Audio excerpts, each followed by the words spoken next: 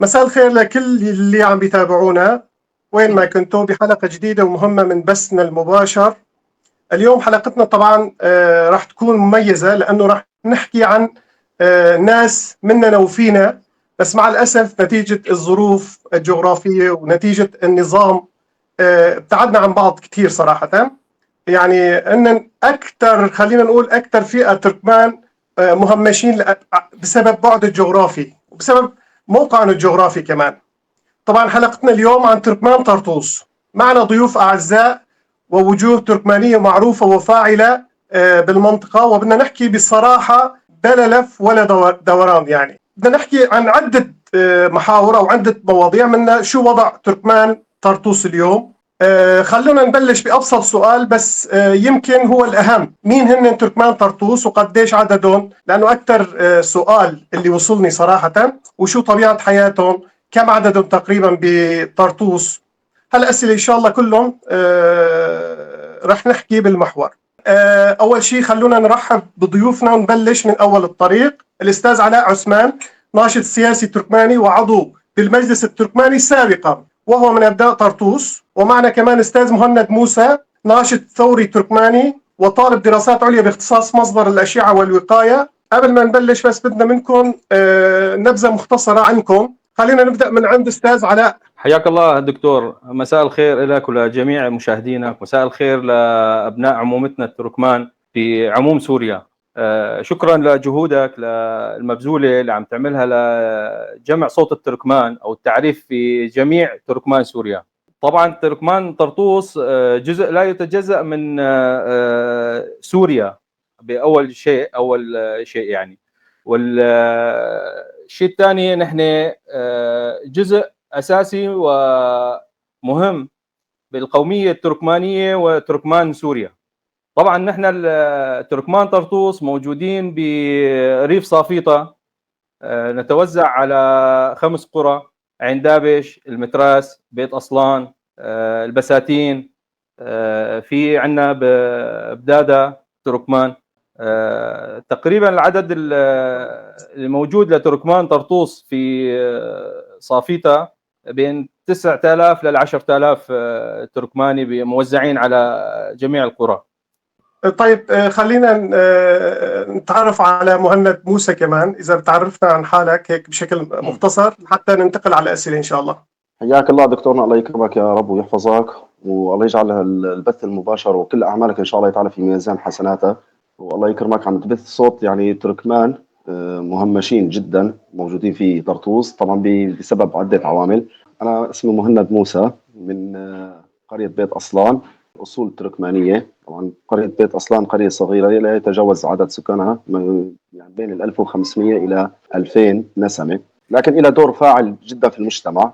كان من قبل الثورة، ولكن بسبب الاضطهاد اللي صار هناك فكان في انقطاع التواصل مع باقي المناطق. فهذا إن شاء الله تعالى كلياته راح نحكي فيه بإذن الله تعالى. فنحن بنحب نوجه من منصتك دكتورنا شكر لك وشكر لكل التركمان اللي بدهم يوقفوا معنا واللي وقفوا معنا خلال الثورة المباركة، والحمد والشكر لرب العالمين على أنه تخلصنا من هذه الفئة الظالمة، الأسرة المستبدة. فإن شاء الله تعالى حاليا يعني راح يكون في دور كبير للتركمان بإذن الله تعالى، ولكن الله يوحد كلمتنا حتى يكون في لنا دور فعال إن شاء الله تعالى. الله يكرمك ويجزيك خير دكتور. الله يسلمكم واهلا وسهلا فيكم. معناته تاخرنا اصلا بالبث، خلينا ندخل بالاسئله. نبدا من عندك استاذنا. قبل شوي هيك اعطيت معلومات عن تركمان طرطوس. اكثر الاسئله اللي كان بيجي انه معلومات عامه عن تركمان طرطوس: قديش عدد الضياع وقديش عددهم، شو طبيعه ثقافتهم اليوم، وهل في ناس لسه بيحكوا تركماني لهلا بضياعكم؟ بقرانا دكتور، طبعا للاسف في وقت النظام البائد همشنا بل وحوربنا نحن من النظام. كثقافه تركمانيه موجود نحن الانتماء التركماني، فبالعكس وجميع التركمان في منطقتنا يفتخروا بالانتماء للقوميه التركمانيه، لكن للاسف محاربه النظام لنا، وهناك بعض اللوم على أجدادنا اللي تم دمجنا نحن بشكل كبير بالمجتمع في منطقة صافيطة، فالقليل جدا الذي يتكلم باللغة التركمانية. ليش تم تهميش تركمان طرطوس من قبل مناطق تركمانية أخرى أو حتى من قبل السياسيين اللي عم يدعوا بتمثيل التركمان؟ السلام عليكم. دكتورنا الله يكرمك، بداية مثل ما ذكر الأستاذ علاء عن تعداد القرى الموجودة اللي هناك، طبعا بس نحن كلمحة تاريخية صغيرة بسيطة عن تواجد التركمان طرطوس في تلك المناطق. يعني التواجد التاريخي له انه نحن كان نمثل قلعه حمايه للقرى الموجوده في الداخل، فكان لنا دور هام جدا جدا. طبعا تهميش تركمان طرطوس يعني كان في له اجزاء كبيره، في جزء منه بسبب حكم الاسد. يعني هي العائله المستبده اللي اتخذت عده وسائل، يعني ما تركت اي وسيله، فصاروا يغزوا الشارع الموجود في طرطوس او في القرى المحيطه اللي حوالينا بالحقد والضغائن على التركمان الموجودين هناك. طبعا هو حتى يثبت حكمه، ان كان المقبور حافظ الاسد او ان كان ابنه، فبيعرف انه هناك مشكلته في طرطوس، مشكلته هي مع التركمان، فلذلك كان دائما يحط الضغائن والاحقاد على التركمان المتواجدين في طرطوس. طبعا هون النقطة الأولى الأساسية إنه الدولة اللي كانت موجودة أو النظام السابق، النظام البائد، كان حاطط كل ثقله لمحاربتنا. طيب بيجي دور ثاني، نحن الموضوع الثاني انه اجدادنا ما حاولوا انه يتصدوا لهي المحاوله او يعني محاوله التهميش للتركمان طرطوس، انما صاروا يقولوا يعني مثل ما بيقولوا بالعاميه او بيقولوا بالصوفيه، اذا ضربتني كف على هذا الخد بعطيك خد الثاني، المهم انه تكون رضيان وعند رب العالمين نتسامح. هذا الكلام مرفوض. ضربتني كف ما بسمح لك، فهن سمحوا لهم وصاروا يمشوا معاهم بس انه يا رب يا رب بالستره. فهذا الامر اللي ادى الى تهميش تركمان طرطوس. اذا في عندنا عاملين اساسيين، النظام البائد، والامر الثاني هن الاجداد. طيب النقطه الثالثه الاخيره انه ما في سياسيين او ما في واجهه سياسيه او اعلاميه تحكي باسم تركمان طرطوس. طبعا هاي كمان إلى ادوار في الموضوع هذا. يعني كان في واجهه سياسيه حاولت في الثمانينات ولكن تم اعتقالها، فلما تم اعتقالها فهون باقي المناطق التركمانيه الموجوده في طرطوس يعني كانه كان ممولا افواههم وتعرضوا لاشد التعذيب. فهذا اللي صار في منطقه طرطوس. فاذا ما في عندنا واجهه سياسيه ولا حتى عندنا واجهه اعلاميه، ونحن بنحاول ان شاء طيب الله تعالى في هاي الفتره نحصل على واجهه سياسيه واعلاميه باذن الله تعالى إن تحكي شاء الله. باسم مو بس تركمان طرطوس، بكل تركمان ان شاء الله تعالى. طبعا هون كمان في سؤال، يعني تقريبا أنت جاوبت على جزء منه، أنه هل هناك تواصل فعلي بين شباب تركمان طرطوس وشباب تركمان من مناطق أخرى مثل حلب وحماة وحمص أو اللاذقية أو حتى تركمان جولان؟ يعني سواء كان طبعا بعد سقوط النظام المجرم صار التواصل، ولكن قبل كان في تواصل شيء ولو كان يعني على نطاق محدود.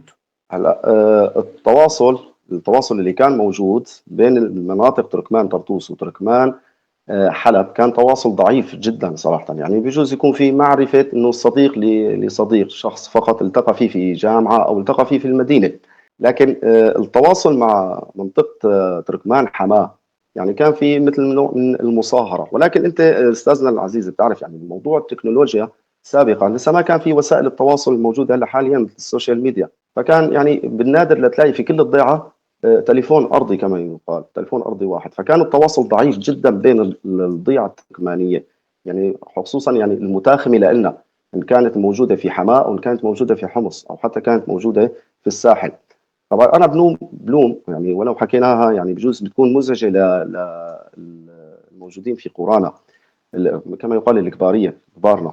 أنا بلومهم يعني ما بنعرف مين الجد الخامس مثلا لنا او الجد السادس، او نحن شو في لنا اقرباء مثلا في حماة او شو في لنا اقرباء في حمص من التركمان. فاذا ضعف التواصل كان التواصل بيلعب عندنا نحن هون الدورين. الدور الاول هن الاجداد اللي حطوا كل ثقلهم وكل حياتهم فقط في العمل في الاراضي وما اهتموا في الناحيه الاجتماعيه التواصل مع الاقارب في المناطق الثانيه. والامر الثاني هو ضعف التكنولوجيا اللي كانت موجوده.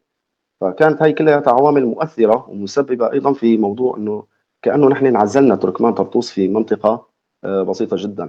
والأمر الثاني كمان الجغرافيا، يعني بيننا وبين تركمان حماة في بعد جغرافي كتير، يعني في ضياع عديدة لبين ما نوصل لعندهم. فهذا كمان أثر في موضوع التواصل. فالتواصل بيننا وبينهم ضعيف، لكن هلا حاليا إن شاء الله تعالى في تواصل قوي بإذن الله تعالى.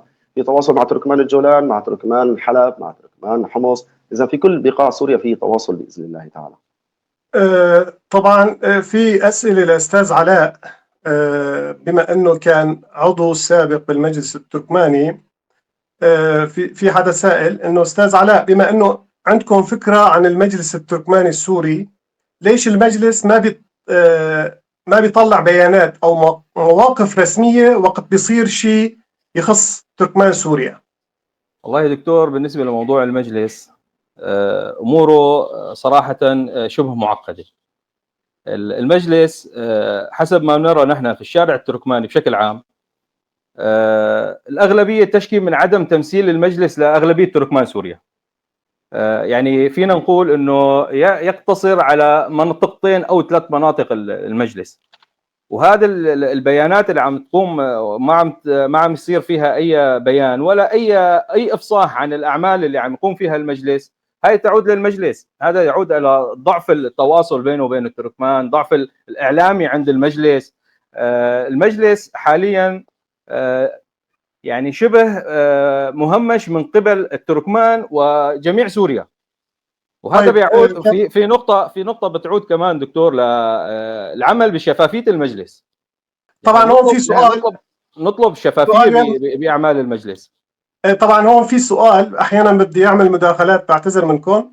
هل انتم شايفين انه المجلس التركماني فعال حقيقي ولا بس موجود على الارض؟ كمان كمالة السؤال خلينا نقول انه ليش لليوم ما شفنا تمثيل حقيقي لتركمان طرطوس في المجلس التركماني؟ كما أسلفت دكتور، المجلس لا يمثل جميع التركمان حاليا. في الوقت الحالي بعد الانتصار وسقوط نظام الطاغية بشار، المجلس يعتبر بناء مجلس موجود فقط، لا يوجد أي فاعلية. يعني المجلس اليوم بدك تكون أنت مجلس لجميع التركمان، أنت بدك تكون على قرب واحد من جميع التركمان. ما بيصير أنك تحط منطقة على حساب منطقة أخرى. يعني نحن كنا بالمجلس ونحن كنا من أوائل المشكلين للمجلس، حتى كنا بالجلسات الإعلان عن المجلس في اسطنبول. لكن بعد ذلك دكتور، أنت طلبت الكلام بشفافية بوضوح وعدم اللف والدوران، لكن هذا اللي ارتأيناه واللي شفناه واللي واضح للعلن أساسا أنه المجلس محصور بمنطقة معينة، مناطق معينة، بل باشخاص معينين. بدي اتدخل في الموضوع استاذ علاء، مع انه هو اختصاصك، بدك تسمح لي يعني. تفضل يعني استاذ منى. اللي حاليا انا متواجد في منطقه يعني قريبه على الحدود مع تركيا، يعني في قريب على حلب، ففي تواصل مع بعض من التركمان حلب، الله يجزيهم الخير وان شاء الله تعالى الله يجمعنا معهم. شرحوا لي بعض من الصور عن المجلس التركماني، ففي واحد منهم لخص لي اياها بهالشكل الاتي، قال لي: من لم يكن للوصال اهلا فكل لاحسانه ذنوبه. يعني انت كمجلس انت ما انه نحن بدنا نركض لعندك، انت بدك تركض وتشوف وينكم انتم، شو عم تشتغلوا، شو صار معكم بهالسنين الثوره اللي قامت او قبل هالثوره، وين وشو الشغلات اللي صارت فيكم من اضطهاد، من تهميش الى اخره. يعني المجلس لا يقوم الا على الشعب التركماني، هاي من الاخر، لا يقوم الا على شخص. فاللي فهمته في الاخير انه صار في مثل توريث، وراثه، انه والله انا خيو بدي اخذ هذا الكرسي ممثل عن هدول، وانت خذ هذاك الكرسي، يعني بين 2 3 فهذا امر مرفوض بالنسبه لنا. يعني لازم استاذ مهند، نحن ضد انه نحن ياخذ منصبه كفاءات علميه. طيب يكون عنده كفاءات علميه، هاي النقطه. يكون عندنا نحن كمجلس تركمان ما بينقصنا شيء ان شاء الله تعالى. عندنا دكاتره، عندنا مهندسين، عندنا مثقفين ادباء، عندنا مفكرين، عندنا كثير، عندنا شباب طامحين. طيب انت كمجلس اللي تعين في المجلس، شو الشهاده اللي عندك او شو الكفاءه اللي عندك؟ اذا بدك تاخذها على حسب المناطقيه، والله مثلا طبعا بس مداخله صغيره استاذ مهند. يعني بما انه انت وضحت شغله، انه هون في سؤال على هذا الموضوع مشان نحكي فيه. يعني ليش قيادات المجلس التركماني عم يتم اختيارهم من اشخاص ما عندهم كفاءه ولا بيعرفوا واقعنا؟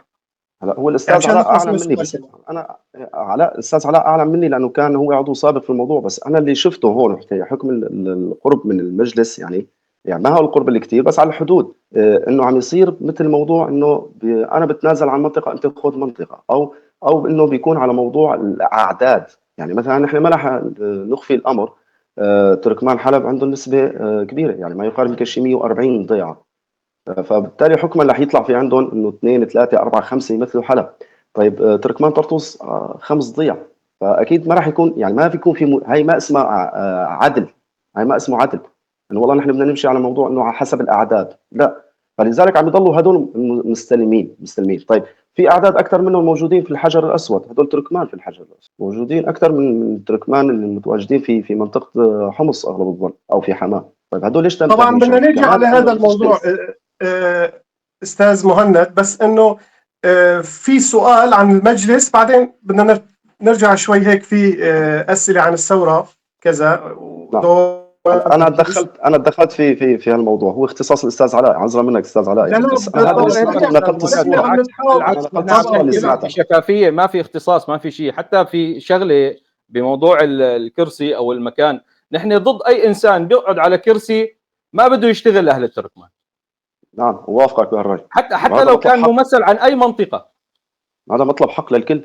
هذا مطلب، انت جاي عم تشتغل على اهلك، على اهل قوميتك، على اهل بلدك. انت بالاخير واجهت التركمان لدى الدوله السوريه، حتى لدى العالم، بالاخص الجمهوريه التركيه. صحيح. فاذا ما كان انت خيرك لاهلك، خيرك لمين؟ لنفسك. هذا بيرجع لنا كلنا نحن كتركمان، انه اللي خيره لنفسه هو شخصه، مفروض ما نسكت عنه. طيب استاذ علاء، في سؤالين كمان هون عن المجلس التركماني، يعني في كثير اسئله جايه عن المجلس التركماني صراحه. يمكن اولاد عمنا بطرطوس يعني بيهتموا بهذا الموضوع كثير، يعني طبعا هذا من واجب، حقهم. هذا حقهم دكتور، لان التهميش اللي صار 100%. على تركمان طرطوس، ان كان بين ايام النظام البائد او من بعد الثوره. نحن من بعد الثوره خبرتك انه نحن كنا من الاوائل اللي موجودين مع التركمان. انت كمجلس تركماني بتذكر انه في احد الاشخاص اجى لعندك على اسطنبول وحضر معك اجتماعات وحضر معك البيان الانطلاق المجلس من تركمان طرطوس. بعدين بعدوا تركمان طرطوس عن الموضوع اللي صار، انه مثل ما تفضل استاذ مهند، انه انا لا اشكل شيء امام تركمان حمص، فما بالك عن تركمان حلب او تركمان الشام او اي تركمان ثاني بسوريا. عرفت كيف؟ فالموضوع انه انا والله احكيك اياها بشفافيه دكتور، من بدايه المجلس يوم اللي جينا نحن وانوجدنا على موضوع تركمان طرطوس، يا اخي ما في غير واحد. طيب خلص ادمجوا مع تركمان الساحل. يا اخي انا تركمان الساحل على عيني وراسي كلياتهم، اهل لاذقيه اهلنا واحبابنا وكلياتنا اولاد عم. لكن يا اخي انا ما فيني اتواصل، انت بيني وبينك مساحه جغرافيه كبيره، وانت عارف شو في بيني وبينك، عارف المنطقه الجغرافيه اللي انا فيها. اجى اقتراح ضمون لتركمان ريف حمص الغربي، بما انهم هن الاقرب الى الزاره واقرب الى الحصرجيه والى القرى التركمانيه في ريف حمص. يا اخي ليش انا لحتى ما يكون لي تمثيل بالمجلس؟ 100%. بعدين انا كنت موجود، وبعدين تابع بقى رفاق من عندنا وشباب من عندنا بالمجلس بعد انا ما طلعت من المجلس. بعدين ما ضل حدا مننا في المجلس بسبب المناطقيه وسبب التوزيع المناصب والكراسي. طيب انت عم تشتغل على مستوى تركمان سوريا. طيب ما في مره سالت نفسك انه كان في عندنا ممثلين عن طرطوس، وينهم هدول يا اخي؟ اذا هدول ما لهم فاضيين فلنحط نحن فينا مثلا عذر انه نحن ما لنا فاضيين، نحن تركنا الامور. سالت حالك انت وينهم تركمان طرطوس بعدها؟ تواصلت مع يسأل تركمان حاله. التواصل، السؤال اللي قبل اجى عن تواصل تركمان طرطوس مع تركمان سوريا. نعم كان في تواصل قبل الثوره، شيء بسيط، على مثل ما اسلف الاستاذ مهند انه معرفه شخصيه، معرفه ممكن قرابه او شيء. لكن بعد الثوره نحن تواصلنا، الى الان نحن عم نتواصل. ونحن لو انه ما بدنا نتواصل مع تركمان سوريا بشكل كامل نحن ما كنا معك اليوم دكتور. طيب يعني امور وضحتها صراحه. بدنا نرجع على أسئلة. طبعا أستاذ مهند، سؤال موجه لك هون. هل كان في خوف أو تهديد بوقت النظام البائد؟ كان النظام بيمنع تركمان طرطوس من التواصل مع إخوانهم بمحافظات ثانية؟ طبعا دكتورنا الكريم الله يحفظك، كان في توجه قديم جدا للتركمان في منطقتنا، تركمان طرطوس، انه يصير توحيد كلمه التركمان، فكانوا يسعوا جاهدين في هذا الموضوع. فلاحظ اذا كان في تواصل. طيب انا هذا الكلام عم حاكيك بعام 1980. عام 1980 في بعض من الشباب ضيعتنا تم اعتقالهم بسبب هذا الامر، بسبب تواصل وتشكيل. فكانت السياسه القائمه عند النظام البائد، اللي كان في حافظ المقبور وابنه بشار الهارب، فكانت السياسه عندهم انه خلص لا يوجد الا حكم حزب واحد، فهن كانوا بدهم يشتغلوا على هذا الموضوع. ولكن نحن كان الغايه والهدف في الثمانينات انه كان يكون في تواصل وتقارب اكثر من وجهات نظر بتعاون مشترك بين التركمان في جميع المناطق. لكن النظام هو اللي كبح هذه الامور، واعتقل في عام 1980 عده اشخاص. يعني في عندنا شخصين من عندنا في البيت اصلا تم اعتقالهم بعام 1980 بسبب هذا الموضوع. ايضا في اشخاص من قريه المتراس والبساتين يعني كانوا على تنسيق مع بعض. فبسبب هذا الاعتقال فاي واحد بعد منا بده يخطر في باله انه اذا بدي اتواصل انا فرح اصير مثل شبهه، بدهم يشكوا فيني. يا اخي انا رايح زياره قرابه، فلا انت مانك رايح قرابه، هيك رح يصير الامر. انت رايح تاسس حزب جديد او يصير تواصل جديد. فلذلك التركمان في منطقه طرطوس بسبب الاضطهاد اللي صار فيهم والتهميش، بالاضافه للمنطقه الجغرافيه الضيقه، يعني بتحس حالك محاصر هنيك. فارادوا اخر شيء انه ايش، خلص خلينا ساكتين، نحتسب امرنا لله، بلا ما نجتمع على كلمه، خلينا نشتغل كل ضيعه في ضيعتها، شو بتحسن تنمي، شو بتحسن تشتغل حتى تطلع من هذا الموضوع. فكان كثير يعني كثير في ظلم علينا في هذا الموضوع. طبعا اللي كان بيجهل هالموضوع مين هن؟ اللي بيجهل هالموضوع تركمان حمص او تركمان حلب او تركمان الشام. يعني التركمان البعيدين عنا ما بيعرفوا هذا الشيء. نحن على خط تماس مباشر مع ابشع انواع الانظمه الحاكمه في مو بس في يعني في سوريا او في حوالينا، في العالم كلياته. فكانوا يلومون على هالشيء يعني في هالفترات هي بالثوره هلا حاليا. كانوا يلومونا، كانوا يقولوا لنا انتم ليش قبل الثوره ما كنتوا تحكوا معنا؟ طيب خيو انا ما كنت احكي معك، انت ليش ما عم تتواصل؟ انت ليش ما دورت علي؟ اعتبر انه انا صار علي شيء، تعال شوفني ايش صار معي. فهذا اللي صار معنا في الاخير. حتى صار في اعتقالات كمان في عام 2010، بعام 2000 يعني بعام 2000 اعتقل من عندنا شباب، لك شباب يعني بعمرهم بال 16 وال 17 وادخلوا الى سجن صيدنايا. شو هو الجرم اللي ارتكبوه؟ حتى اطفال يعني ما يعني شو بدنا نقول عنهم 16 و17 وادخلوا الى سجن صيدنايا. ايش صار؟ فهذا النظام هيك كان يشتغل معنا، كان يمنعنا من التواصل منع تام ابدا. فلذلك نحن يعني بنعتذر من اخواتنا التركمان في باقي المناطق على ضعف التواصل في الايام السابقه. هذا وضعنا، هيك كنا عايشين، والحمد لله فضل من رب العالمين. اول ما بدات الثوره كلياتنا قمنا قومه واحده، قومه رجل واحد. يعني البساتين ولا المتراس ولا عين دابش ولا بداده ولا بيت اصلان، كلياتنا قمنا قومه رجل واحد ضد هذا النظام. والفيديوهات موجوده وفي مين بيشهد، وحتى في يعني مناطق بتعرف انه المتراس يعني الا يعني رحمه رب العالمين انقذتهم في اخر لحظه، كانت ابيدت المتراس كلياتها. فلذلك يعني نحن بنعتذر من اخواتنا التركمان. واذا كان المجلس بده يعتب علينا انه انتم ليش ما اجيتوا مثلتوا نفسكم هون، مع انه كان في شخص ممثل عننا هونيك وعم يحكي معكم، فبنعتذر منكم اذا ما تواصلنا معكم. لكن الواجب عليكم انتم كتركمان المنطقه او كمجلس، يا اخي تروحوا تدوروا تشوفوا شو صار معهم، هذول عايشين ولا ميتين. فهذه النقطه اللي صايره معنا دكتور، كان في تواصل لكن تم اغلاق هذا الموضوع من قبل النظام البائد. طيب، سؤال موجه للناشط السياسي علاء عثمان. بما أنك كنت عضو سابق في المجلس التركماني، هل أنت مع حل هذا المجلس كخطوة أولى للتغيير؟ وما هو رأيك الصريح بالدكتور طارق سلو؟ طبعا سؤالين شوي مختلفين بس أنا دمجتهم. وهل هناك شخصيات نظيفة في المجلس؟ هل أنت مع إعادة هيكلة المجلس؟ وكيف ممكن نضمن مشاركة فعلية لتركمان طرطوس؟ طبعا دكتور، انا حالي كحال اغلبيه التركمان في سوريا بحل المجلس. طبعا المجلس حاليا لا يمثل تركمان سوريا، فالافضل انك تحل المجلس ويتم تشكيل المجلس بناء على كفاءات، بناء على انتخابات، بناء على شفافيه بهذا الموضوع. حاليا انت مجلس موجود في منطقه معينه 4 شهور من تحرير سوريا، ماذا قدم المجلس لعموم تركمان سوريا؟ انت في حال انت حاليا لا تملك شيء لكن تملك التواصل. هل تم تشكيل جمعيات في حمص حتى يلتقوا مع تركمان حمص؟ الوضع الحالي لا يسمح انك تكبر مثلا عمل المجلس. هل تم تشكيل لجان لانه تتواصل مع جميع التركمان؟ ما تم. فهذا بيخلي انه يعجل من اعاده تشكيل المجلس. يعني طيب نحن مع بس كتركمان طرطوس نحن مع حل المجلس.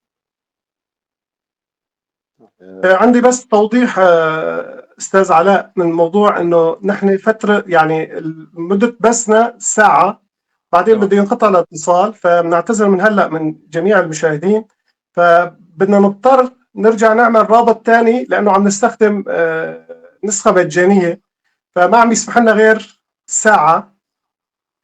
فلذلك قلت اوضح هذا الشيء، في حال اذا انقطع الاتصال بدنا نرجع مباشره خلال 4-5 دقائق، نرجع نعمل رابط ونرجع نعمل اتصال جديد ان شاء الله. ان شاء الله. هلا نرجع للشق الثاني كمان. هو السؤال كان اكثر عفوا لا دكتور انت بدك خاصة تشكل سؤال متعلق بدكتور طارق. يعني الدكتور طارق انا كان لي تواصل معه من بدايات تشكيل المجلس، من البدايات في لنا اجتماعات، وما ممكن ما كان يعرفني كثير شخصيا، لكن الى الان في تواصل مع الدكتور طارق. الدكتور طارق عم يشتغل حاليا باتجاه ثاني غير المجلس. الدكتور طارق ليس له علاقه في المجلس حاليا، هو مع الجمعيات، رئيس الجمعيات التركمانيه. الدكتور طارق بالعكس نحن بنوجه له عبر قناتك دكتور وعبر شخصك الكريم للدكتور طارق انه ينظر الى قريه المتراس وقريه البساتين وقريه بيت سلام وعموم تركمان طرطوس، انشاء جمعيه في المنطقه. نحن بالعكس نحن بدنا دعم المنظمات كلياتها نحن في المنطقه. نحن الدكتور طارق حاليا نحن بنوجه لك دعوه لزياره منطقتنا لحتى نشوف شو فينا نقدم نحن لنرجع نحيي الارث التركماني في المنطقه. على اقلها نعمل صف لتعليم اللغه التركمانيه في المنطقه، بما انه في ناس بتعتب علينا انتم ما بتحكوا تركماني. طيب نحن ما بنحكي تركماني، اخي علمني، تعال علمني. نحن طبعا نحن جاهزين لكل شيء. بالعكس نحن منخرطين في القوميه التركمانيه الى ابعد حدود. نطالب الدكتور طارق عن طريقكم انه يتفضل لعنا على المنطقه، يشرفنا بزياره ويشوف كيف شو وضع التركمان.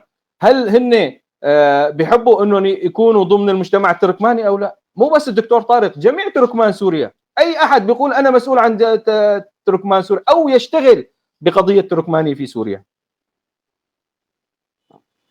طيب في طبعا ان شاء الله دكتور طارق سيلو عم يتابعنا من هون، ان شاء الله بيسمع ندائكم.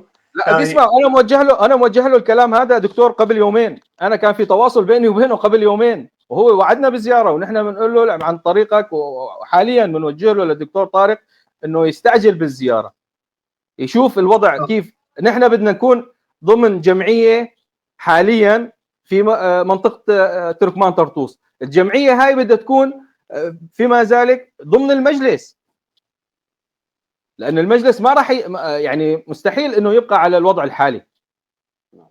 أستاذ علاء بس مداخلة صغيرة في الموضوع. تفضل. في أنا عندي انتقاد للمجلس التركماني. هلا نحن أول شغلة لازم يحل المجلس إعادة هيكلته وإعادة تهيئته. يعني في الأخير نحن لازم يكون عندنا جسم رئيسي مركزي للتركمان متواجد في الداخل السوري. يعني شو عم تساوي لحد الآن أنت برا سوريا؟ على زمن النظام البائد فهمنا انه يعني كان في لنا حالات اضطراريه نكون برا، بس هلا حاليا صار لازم يكون في تواصل مع الحكومه الجديده، لازم يكون في ابراز وجود للتركمان في الحكومه الجديده، فلازم يكون لنا جسم مركزي رئيسي للتركمان في الداخل السوري، ويكون في مراقبه، اليه مراقبه ومحاسبه للادارات السياسيه وحتى للقرارات السياسيه تبعيتهم، او حتى للقرارات الخدميه والاجتماعيه. فبعد انه لازم يشكل جمعيات، يا اخي جمعيه في طرطوس، جمعيه في حمص، جمعيه في حماه، حتى يكون في تواصل مباشر معهم، يكون في سهوله في اليه العمل. بس هن لحد الان خطأهم هو بعيدين. طيب بدكم تخدمونا، تفضلوا تعالوا على الارض. لا تلومني انا اذا اجدادي ما علموني اللغه التركمانيه، اجدادي ما علموني اللغه التركمانيه. انا جدي ما كان بيحكي في اللغه التركمانيه، ولا حتى اخواته، ولا حتى اخوالي، ولا حتى جدي من طرف امي كمان يقال. يا اخي ما علموني اياها. طيب يا ذنبي؟ تعال علمني، تعال اعطيني درسني اللغه التركمانيه في معاهد، في مدارس، ولو انه شغله صغيره يعني بجوز ما تكلفك كثير، بس انت عم تخدم امه، عم تخدم شعب له تاريخ، له تاريخ، لا تنسى هذا الامر. لنا تاريخ عريق في الموضوع. فالمجلس التركماني يعني لازم ينحل، لازم يصير في مركز مجلس تركماني جديد، بهيئه بشكل جديد، بشباب جديده. هاي النقطة اللي طبعا احنا هون لازم نوجهها. الشغلة الثانية لازم يكون في الداخل السوري مو برا. طبعا بتعرفوا تشتت التركمان، ومثل ما وصفت بالشو اسمه ببداية الحلقة كمان، انه بعد الجغرافي وموقع الجغرافي. يعني نحن بنعرف ايش قد عانيتوا من طائفة الأسدية، خلينا نسميهم. يعني عانيتوا كثير من هالشيء، بنعرف يعني. فهون في سؤال عم يقول: هل توجد جهود حقيقية في طرطوس لتأسيس روابط أو منظمات تركمانية أو جمعيات تركمانية محلية تعبر عن هوية المجتمع التركماني هناك؟ طبعا هون جاي تعليق من فيسبوك من عمنا أستاذ فارس عمر، يمكن هو كمان من تركمان طرطوس، كاتب: لحل أغلب رغبات قرى تركمان طرطوس من تهميش من قبل النظام السابق والحالي، ومن المجلس التركماني الحالي، ومن غياب الإعلام التركي، ومن قلة تواصلهم مع بقية تركمان سوريا عامة، أقترح إنشاء جمعية خيرية تركمانية مركزية على مستوى سوريا، ولها فروع في كل المحافظات التي تتواجد فيها تركمان، ممثل لهم في المجلس بعد إعادة تشكيلها بطريقة الانتخاب، للحصول على الدعم من تركيا ومن الدول التركية، الدول الناطقة باللغة التركية. طيب شو رأيكم بهذا الحكي؟ طبعا هذا شيء جدا جميل دكتور، وهذا بدل على تمسك التركمان طرطوس بقوميتهم التركمانيه وحبهم للانتماء التركماني. يعني يكونوا حاليا فعالين، هن بدهم يكونوا فعالين في المجتمع التركماني. يعني بكفينا نحن تهميش، بكفي التركمان طرطوس تهميش على ايام النظام، والايام الحاليه اللي موجودين نحن فيها على ايام المجلس. طيب أستاذ مهند، في هذا السؤال موجه لك. كاتبين أنه: ما هي الصعوبات اليومية التي كان يواجهها تركمان طرطوس على الصعيدين الاجتماعي والسياسي وكذلك الثقافي بوقت النظام؟ طبعا في سؤال كمان متعلق بهذا الشيء: بعد التحرير شو الحلم أو الطموح الحقيقي لتركمان سوريا؟ هذول شوي مرتبطين ببعض. طبعا دكتورنا، بس في شغله، نحن هلا حاليا في عندنا محاوله متواضعه طبعا، حتى نظهر للعلن. السبب هو العزله الاجتماعيه اللي صارت عندنا. طبعا العزله الاجتماعيه ما كنا نحن يعني نحن الجيل الحالي الموجود هو السبب. يعني ذكرنا عده عوامل منها، ولخصنا الامر انه العزله الاجتماعيه اللي صارت بسبب النظام البائد وسياسته اللي كانت دائما يحرك الشارع الموجود في طرطوس، يحرك الشارع ضدنا، وكأنه نحن كأني قتالين قتلة أو سفاحين، أو كأنه نحن ما لنا جذور تاريخية بهذا الشكل. فكان في عزلة في هالموضوعات، والأجداد كمان يعني مشيوا على هالمنحى هذا. يعني صار عندهم عزلة كثير، أنا خلص خليني في منطقة طرطوس، بدي أتكلف لسه عناء السفر والدنيا إلى آخره. الموضوع السياسي طبعا كان في محاولات للتحرك سياسي لإنشاء أحزاب سياسية طبعا قديمة، وذكرت لك شاهد على الموضوع بعام 1980. طبعا بعد منها صار في عندنا وعي أكبر في هذا الموضوع بعام 2010 و2011. فلاحظنا أن احنا التحركات السياسية الموجودة في العالم العربي وفي الوطن العربي كلياته، فإنه نحن شو اللي بيمنعنا إذا ما كان عندنا تحرك سياسي في الموضوع؟ فكنا نجتمع بعض من الشباب لوحدنا ونحكي في الامور السياسيه، نحكي في موضوع التركمان كيف تم تهميشهم عبر التاريخ، ان كان ما بس انه يعني مثلا طرطوس بشكل اكبر، انما ايضا حتى انه ليش ما لهم ذكر في هالحياه هي. يعني اذكر احدى المواقف انه شخص قلت له انا من ماني من العرب، انا من التركمان. فاستغرب، قال لي شو يعني تركمان؟ ما بيعرف شو معناته تركمان، ما بيعرف، ما بيراجع الاصول، ما بيراجع التاريخ. قلت له انت جاهل في التاريخ. انا ما قلت له غير هيك، قلت له انت جاهل في التاريخ. قلت له شو حافظ من التاريخ؟ قال لي ما هيك كلمتين ثلاثه. قلت له ما بيصير، التاريخ بيعلمك كل شيء. التركمان انقذوا دول، انقذوا خلافه عباسيه، انقذوا خلافه عباسيه من البويهيين على يد طغرل البك، يعني انقذ الكيان الاسلامي السني. طيب فهون نحن صرنا نوعي الشباب انه نحن لنا جذور، لنا تاريخ، نحن اقوياء في تاريخنا. فلذلك لازم نطور حياتنا السياسيه في هذا الموضوع. الناحيه الثقافيه هون صارت نحن عندنا المشكله، ضعف تواصلنا بيننا وبين باقي المناطق التركمانيه كانت بسبب اللغه. فنحن غير قادرين على التحدث باللغه التركمانيه ولا باي شكل من الاشكال. طبعا نحن قلت لك بنلوم هذا الامر اجدادنا انه استغنوا عن هاي اللغه. فانا اذكر في منطقه زرتها في الشام، في منطقه معلوله معروفه عند كل السوريين، وفي ضيعه جنب منها اسمها جبعدين. هدول التنتين منطقتين ضيعتين صغار، كان النظام يسمح لهم انه يدرسوا اولادهم اللغه السريانيه، ولحد الان بيدرسوا اللغه السريانيه في مدارسهم. طيب نحن التركمان كنا ممنوعين من هذا الموضوع. طيب يا اخي منعتونا انه ندرس او نتعلم لغه تركمانيه في المدرسه. طيب اجدادنا علمونا اياها في البيت، خلينا نحكي فيها في البيت. فبالتالي هون صار في عندنا بعد، عزله اجتماعيه وعزله ثقافيه بيننا وبين باقي التركمان بس بسبب اللغه. فنحن مثل ما قال وتفضل الاستاذ علاء، نطالب انه يا اخي تعالوا علمونا، بعثوا لنا مدرسين اكفاء يعلمونا اللغه التركمانيه. طيب انا خيو ما بدي اتعلم، خلص انا يمكن راح علي الوقت، لكن تعالوا علموا اولادنا، الجيل اللي طالع الجديد، جهزوا لنا معاهد بتعلم التركمانيه، طبعا. في رح يكون في مداخله نشاطات اضافيه. استاذ مهند، مداخله. تفضل تفضل. انا تفضل خطر استاذ في علاء. بالي حاليا انه نحن عم نطالب بالجمعيه انه التركمانيه موجوده عندنا لنكون نحن ضمن المجتمع. طيب نحن عم نطالب اسوه بتركمان اخوتنا التركمان بالكواشره بلبنان.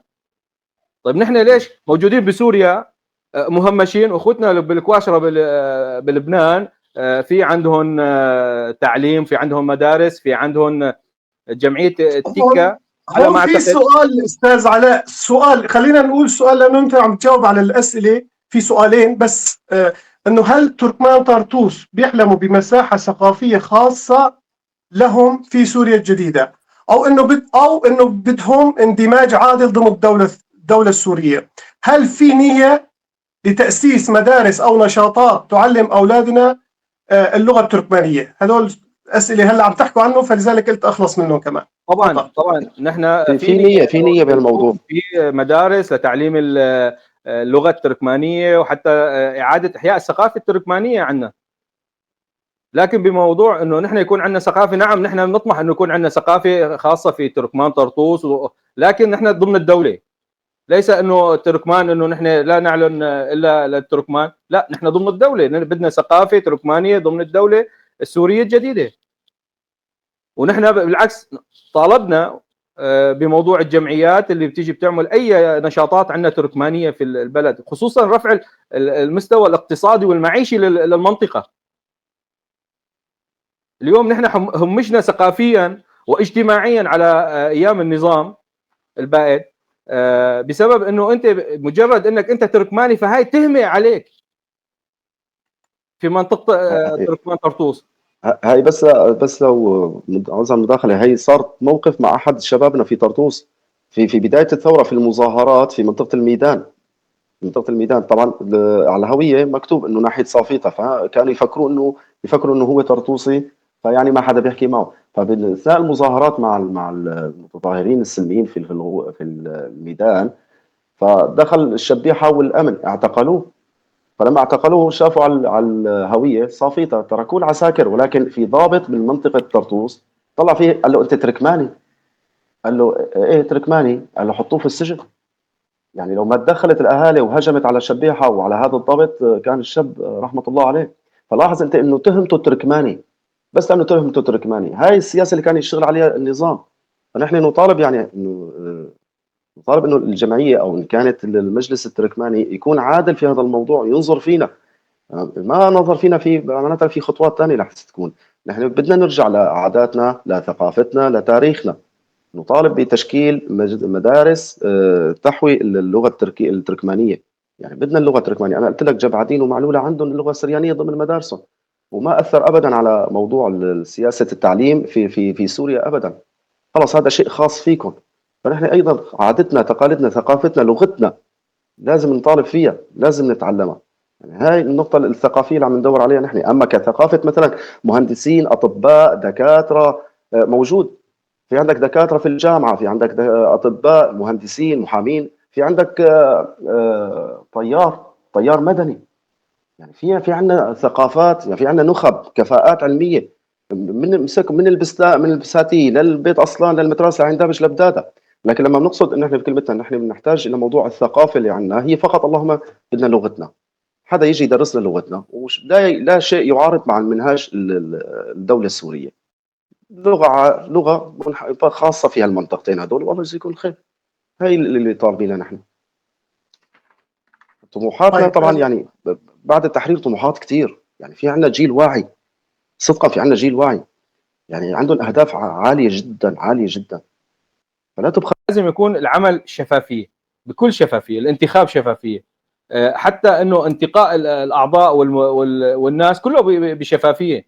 حاليا دكتور في نقطه بدي انوه عليها، انه من نفور التركمان من المجلس، يعني ما عاد في ناس عم تتقبل المجلس كثير، عم يحاولوا يعملوا اشياء ثانيه، حركات، احزاب، لحتى يكونوا هن كمان انه سباقين ليعملوا شيء للتركمان. لكن نحن هون بننوه على شغله، نحن ما بدنا كل مجموعه تطلع تقول نحن عملنا شيء للتركمان كذا، نحن عملنا شيء بالتركمان كذا. نحن بدنا تكون كلمه التركمان موحده. نحن عندنا مجلس حاليا لازم نرجع نحييه، لازم نرجع نعمله بهيكليه جديده. اخي انت شفت نفسك ما عم تقدم، قدمت الله يعطيك العافيه، بس خلص انت قدمت اللي عندك. اعطي فرصه للناس الثانيه، اعطي فرصه للجيل الجديد، اعطي ناس للدم اللي يتحرك. طيب نرجع السؤال للناشط الثوري مهند بوسى. التركمان في طرطوس تم تهميشهم من قبل النظام بشكل كبير، سواء من ناحية الخدمات أو التعليم أو التوظيف. ما هي اقتراحاتك المستقبلية لإثبات فعالية تركمان طرطوس في المجتمع السوري العام ككل؟ طبعا بداية دكتور نحن لازم يكون في عندنا لقاءات مع الحكومة السورية. طبعا الحكومة السورية هي ممثلة لجميع سوريا بجميع مكوناته بجميع أطيافه، إن كان تركماني أو إن كان شركسي أو كردي أو عربي إلى آخره. فنحن لازم يكون عندنا لقاءات مع أعضاء الحكومة السورية، مع المحافظ أو مع أي وزير من الوزراء، ونحطهم في الصورة مباشرة في الوضع اللي كان فيه، اللي كنا نحن عليه سابقا. وحاليا انه نحن الحمد لله فضل رب العالمين عندنا كفاءات، عندنا ناس مستعده تقدم، يعني انا اذكر في احد دكاتره الجامعه عنده مشروع بده يكون فيه لصالح سوريا بشكل عام. شوف الدكتور تركماني من ضيعنا، وعنده مشروع لا يخدم فقط التركمان انما يخدم سوريا كلها. فهي نظرتنا نحن التركمان. نحن التركمان ما بنحب التعصب لنفسنا، لا، نعتز باننا نحن تركمان، ولكن بنحب الخير للكل. فبالتالي اذا في مشروع، هذا المشروع طبعا تم رفضه على زمن النظام البائد، فالرجع هلا حاليا هذا الدكتور بده يرجع يطرح المشروع مره ثانيه، رجع طرحه. فنحن ناطرين انه الحكومه الجديده تكون سند لنا في هالموضوع. في عندنا كفاءات بدها تلبي احتياجات الشعب السوري،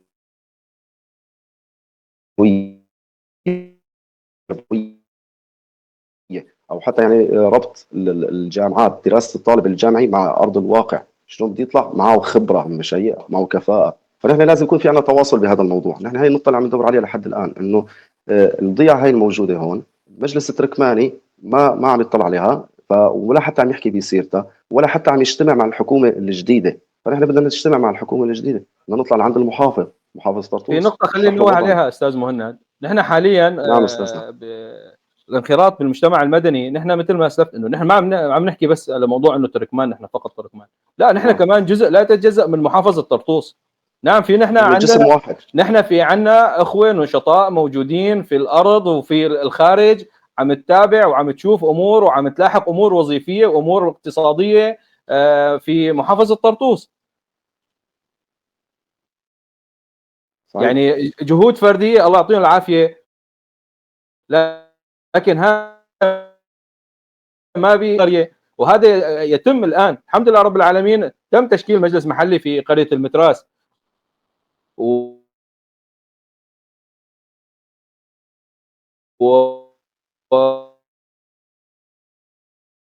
جزء لا يتجزأ من محافظه طرطوس، نحن جزء من الدوله، نحن موجودين عندكم بالارض.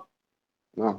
هلا استاذ علاء، انا يعني كان اقتراحي انه يكون مجلس محلي واحد باسم الضيعه الخمسه، وبيكون في ممثلين عنه من بيت اصلان، من المتراس، من البساتين، يكون جسم واحد. هلا نحن تركمان مثل ما تفضلت استاذنا، نحن جزء من مجتمع سوري متكامل.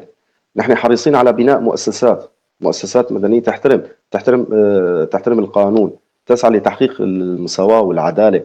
يعني ما انه والله نحن بدنا ننحاز، والله لا، هاي المؤسسه لنا، مثل ما كان يساوي النظام السابق، انه والله هاي المؤسسات لنا او الدوله لنا.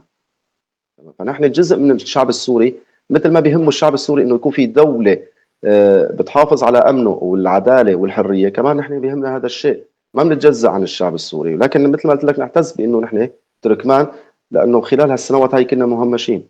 فنحن هاي النقطه اللي عندنا اياها، انه يا اخي نحن التركمان جزء منكم، لا تنكرونا، لا تقولوا والله نحن ما بنعرفكم، لا نحن موجودين معكم من آلاف السنين، من آلاف السنين. فلذلك نحن المجلس المحلي لازم يكون مجلس واحد. أنا يعني هذا اقتراحي، مجلس واحد مشان ما نتعب الحكومة. يعني اليوم إجانا مجلس بيت أصلان، بكرة إجانا مجلس المتراس، يكون يتم ممثلين العمل أفضل. والتنسيق. نعم. ونطرح أفكارنا قدامهم إن شاء الله تعالى، ورح تكون أفكار بناءة بما تخدم مو بس تخدم منطقة طرطوس، تخدم المنطقة كلياتها بشكل كامل بإذن الله تعالى.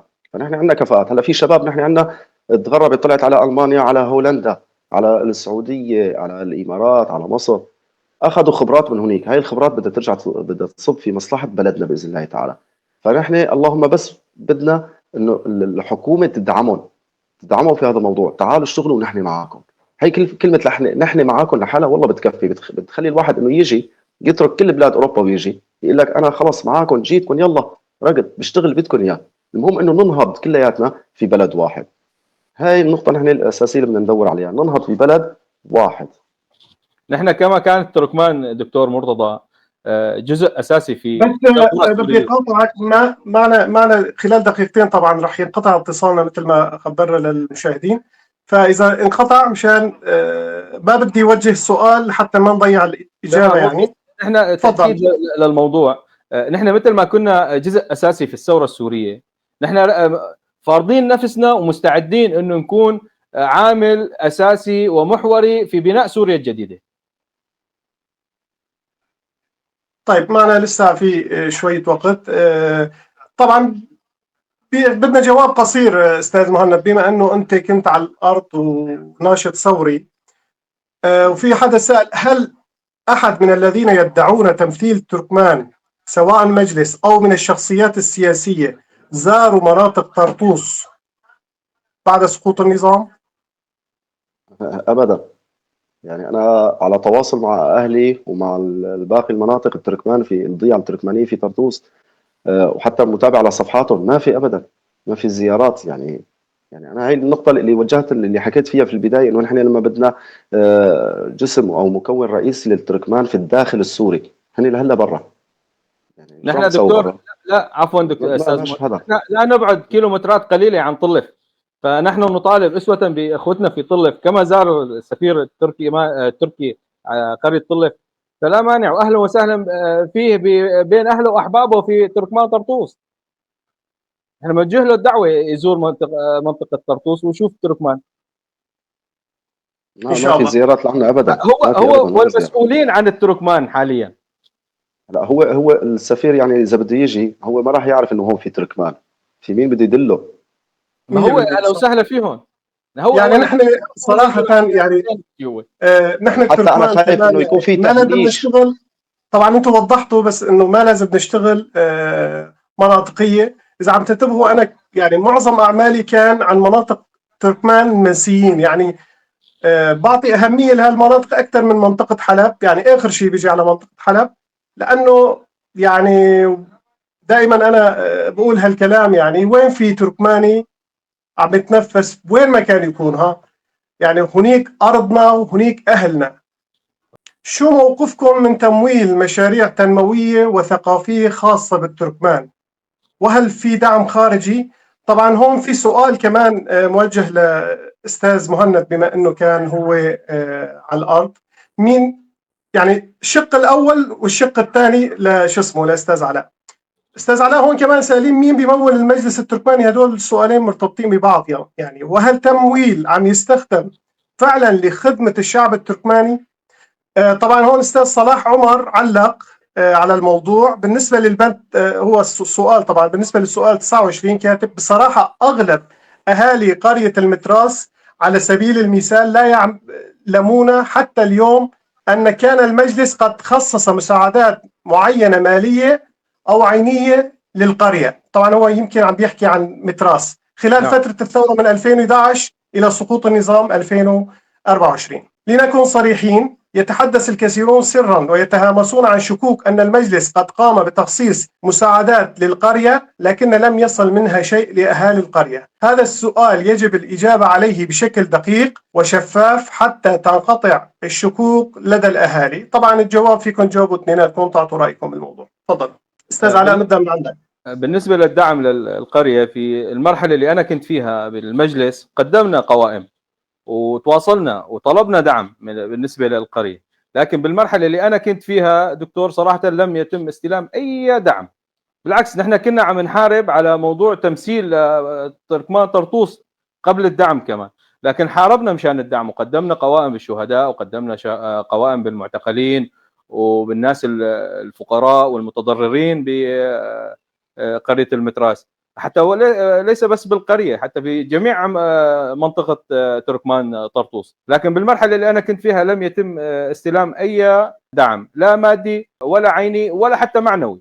وهذا بنطلبه نحن من المجلس، إن كان قدم لنا أي شيء فيما بعد يتفضل مشكورا يطرحه. أستاذ مهند أنت شو رأيك؟ يعني وصلكم هيك شيء؟ لا استاذنا الكريم، يعني انا اول مره بسمع منك الخبر. هلا لو هو واصل شيء للمتراس والله أنا وصلني على التعليق كتبته يعني ما كنا سمعنا في الموضوع هذا. طيب هن ليش في الاصل يعني اول شيء الكلام ان كان هلا حاليا او قديم ما وصل شيء، يعني لا ان كان للمتراس ولا ان كان للبيت اصلا ولا حتى ان كان لعين دابش او بداده. هلا انا بقول لك مثلا وصل الشيء بس من مين؟ يعني هلا بقول لك مثلا بيت اصلان انا كنت حاضر على موقف وصل مبلغ مالي من احد ابناء بيت اصلان في المانيا، يعني او في السويد او في هولندا، يعني ماني متذكر في المنطقه اللي هو كان فيها يعني الرجل اللي ارسل المبلغ المالي. بس هذا دعم يعني فرد شخص يعني شخصي من شخص لاهل ضيعته فقط، انه الحمد لله الله اكرمنا وطلعنا من تحت الطاغيه هذا.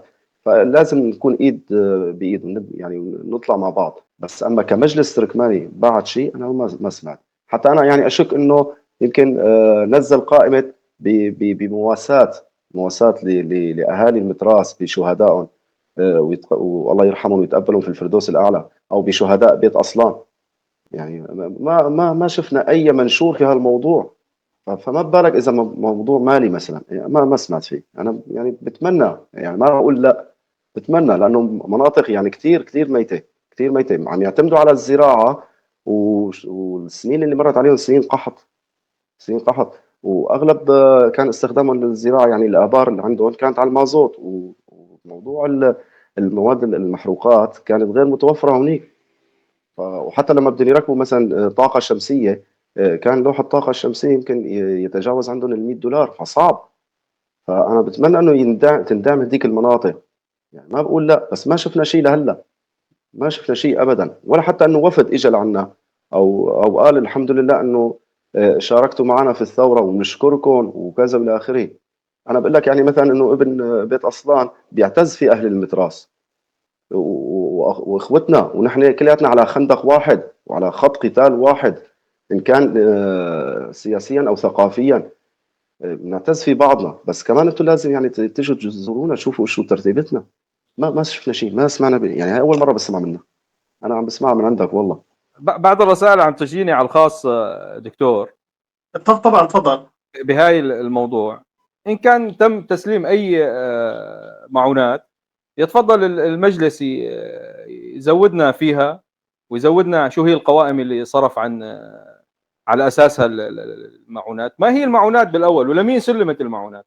يتفضل المجلس. هاي بعض الرسائل اللي عم تصلني، حتى في رسائل وصلتني انه على موضوع تمثيل التركمان وتهميشهم في المجلس، انه احد اللي كانوا من قريه المتراس بعد ما انا طلعت من المجلس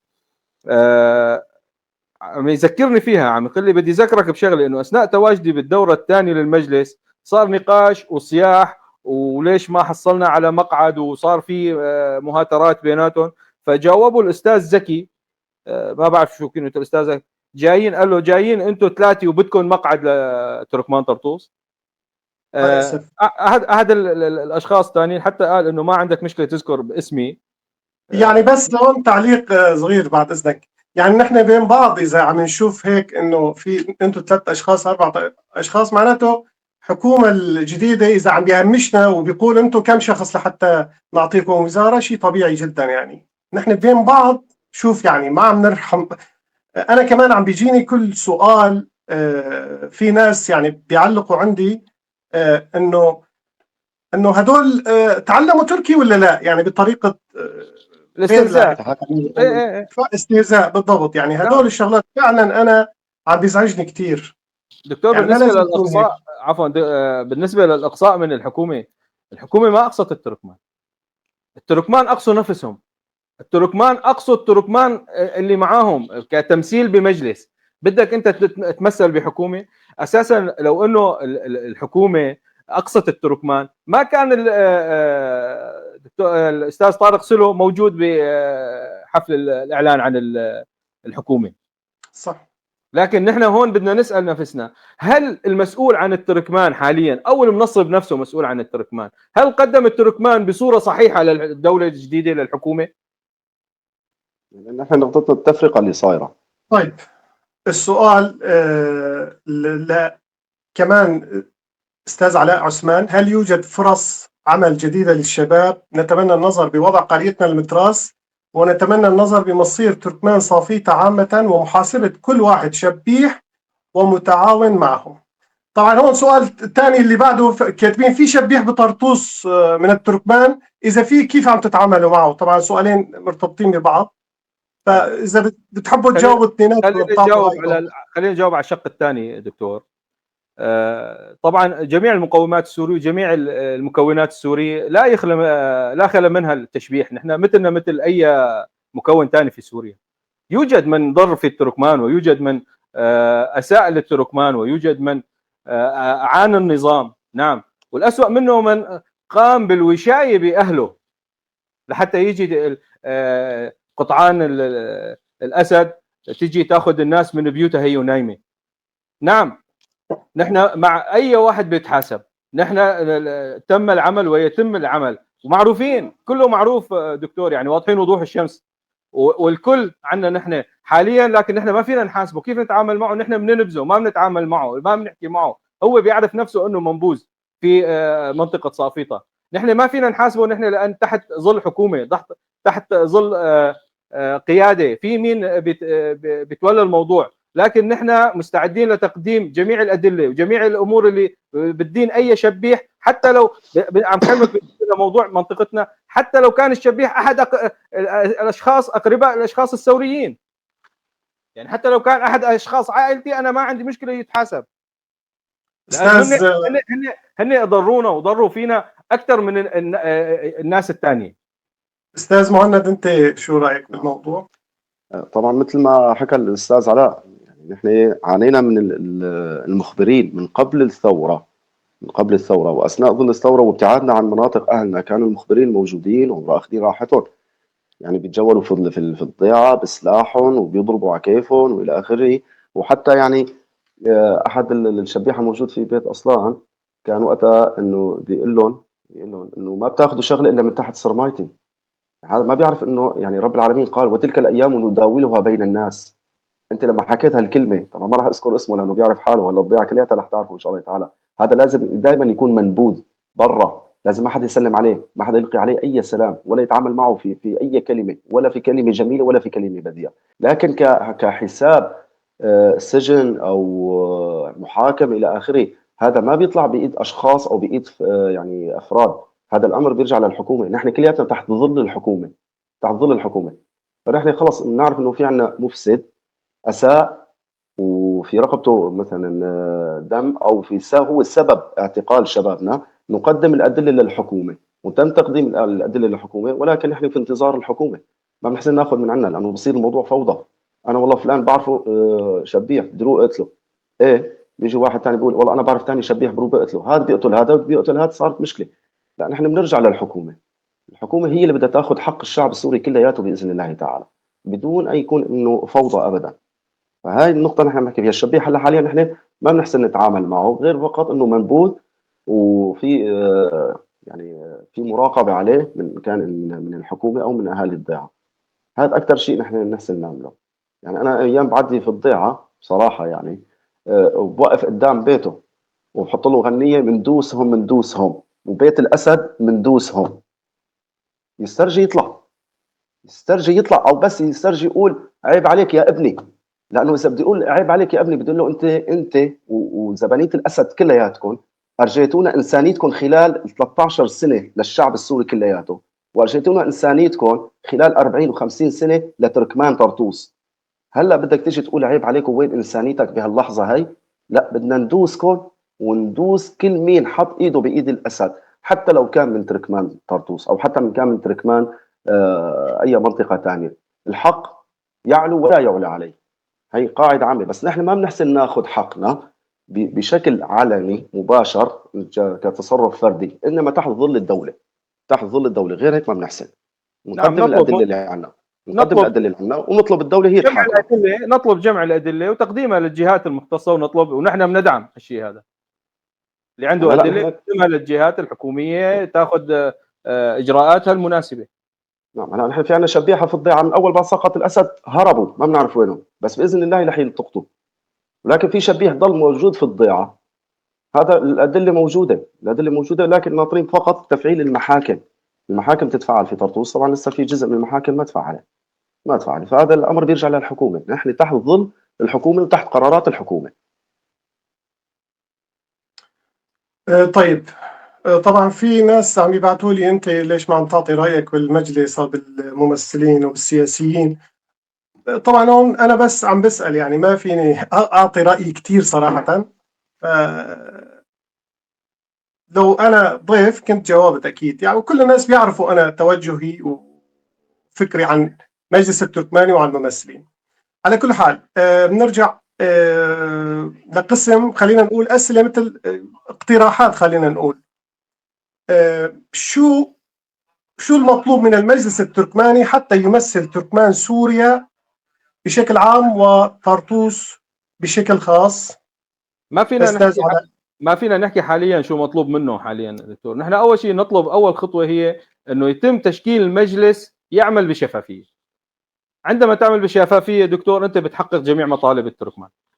طيب، بس تعقيبا للكلام اللي قلته قبل شوي، انا بس الماضي كمان دائما قلت انه نحن صحيح عم نطلع عم نحكي هون، بس اي شخص اذا بده يطلع يحكي او يوضح، خلينا نقول اذا في خطأ بده يصلح، انا ما عندي مشكله ابدا ابدا. هذا يعني صفحتي منبر لكل تركمان سوريا امتى ما بدهم. حتى كثير ناديت لشو اسمه لجماعه شو اسمه المجلس، اعضاء مجلس التركماني، اذا حابين يطلعوا معنا كمان ما عندي مشكله ابدا. فانا عم بمشي حاليا من كل محافظه، عم باخذ ضيفين يعني. ان شاء الله يوم الجمعه كمان راح يكون موضوعنا عن تركمان جولان، بس قلت خليني اخبر من هون. ويوم الأحد راح يكون تركمان حلب. خلينا نقول ضيوف كمان مين من تركمان جولان، عبد الكريم آغا، أكيد تعرفوا كلكم. نعم. ناشط سياسي تركماني يعني، وعنده نعم منه كثير والله من نشاطات وأبحاث. ويوم الأحد تركمان حلب راح يكون خميس ترك عضو سابق في المجلس التركماني، وعلي أزتركمان المحامي علي أزتركمان هو كمان ناشط سياسي تركماني معروف. إن شاء الله راح يكون ضيوف يوم الأحد. خلينا نقول المحور المتعلق بشو اسمه بتركمان حلب. طيب نرجع لأسئلتنا. شو الرسالة اللي التركمان طرطوس حابين يوجهوها لباقي إخوانهم من التركمان في سوريا؟ تحب تبدا انت استاذ علاء ولا انا؟ تفضل استاذ منى. طبعا نحن في مهلكه وقعنا فيها سابقا وخايفين نوقع فيها هلا حاليا.